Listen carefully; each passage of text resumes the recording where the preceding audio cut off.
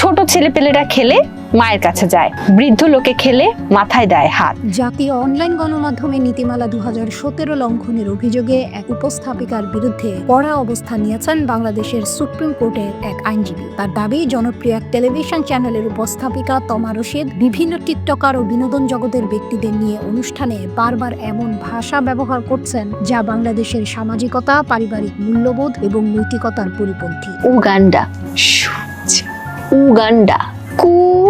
উক্ত আইনজীবীর ভাষ্যমতে জাতীয় অনলাইন গণমাধ্যম নীতিমালার ধারা 3.6.3 অনুযায়ী শিশুদের মনস্তাত্ত্বিক, মানবিক ও নৈতিক গঠনে নেতিবাচক প্রভাব ফেলে এমন অশ্লীল, তথ্যগত ভুল এবং ভাষাগত অশোভন ও সহিংসতামূলক অনুষ্ঠান প্রচারে কঠোর সতর্কতা অবলম্বনের নির্দেশনা রয়েছে। তমা রশিদ এই নিয়ম অমান্য করেছেন। তিনি আরো বলেন, নীতিমালার 3.6.5 ধারাতেও স্পষ্ট বলা আছে, কোনো ধরনের অশোভনোক্তি বা আচরণ কিংবা অপরাধীদের কার্যকলাপ প্রদর্শনের ক্ষেত্রে সতর্কতা অবলম্বন করতে হবে, যা নতুন অপরাধ প্রবণতা তৈরির ঝুঁকি তৈরি করে। যে কোনো ধরনের শব্দ চয়নের মাধ্যমে অনুষ্ঠান পরিচালনা করতে পারবে না। কিন্তু উক্ত উপস্থাপিকা তার অনুষ্ঠানে ধারাবাহিকভাবে এমন শব্দ চয়ন করে চলেছেন যা অশ্লীলতা ও কুরুচিপূর্ণ আচরণের উৎসাহদাতা হয়ে উঠছে। বাংলাদেশের ঐতিহ্যবাহী সামাজিক সংস্কৃতি রক্ষার স্বার্থে এসব কর্মকাণ্ড বন্ধের আহ্বান জানিয়ে তিনি বলেন, আমি একজন সুপ্রিম কোর্টের আইনজীবী ও দেশের একজন সচেতন নাগরিক হিসেবে তমা রশিদের এমন কার্যকলাপের বিরুদ্ধে আজকের এই নোটিশ প্রদান করছি, যাতে তিনি ভবিষ্যতে আর কোনোভাবেই অশ্লীল শব্দ চয়নের মাধ্যমে অনুষ্ঠান পরিচালনা করতে না পারেন।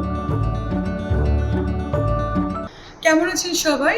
আমি মিষ্টি জান্নাত, বুঝতেই পারছেন। সো আমি আজকে এসেছি একটা সুন্দর একটা বার্তা নিয়ে। সেটা হচ্ছে ইউএসএতে নতুন একটা টিভি চ্যানেল ওপেন হতে যাচ্ছে, নাম হচ্ছে প্রজন্ম টিভি।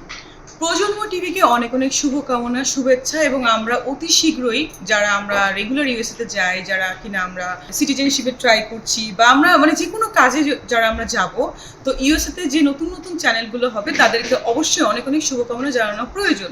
সেক্ষেত্রে প্রজন্ম টিভি আবার এত সুন্দর সুন্দর আয়োজন করছে, প্ল্যানিং দেখেছি, সাথে আছে আমাদের দেবাশিস দাদা, এত সুন্দর সুন্দর প্ল্যানিং করবে, আপনারা তো সবাই জানেন। সো প্রজন্ম টিভি আরও এগিয়ে যাক, আরও সুন্দর সুন্দর প্রোগ্রাম করুক। প্রজন্ম টিভিকে অনেক অনেক শুভেচ্ছা। Thank you.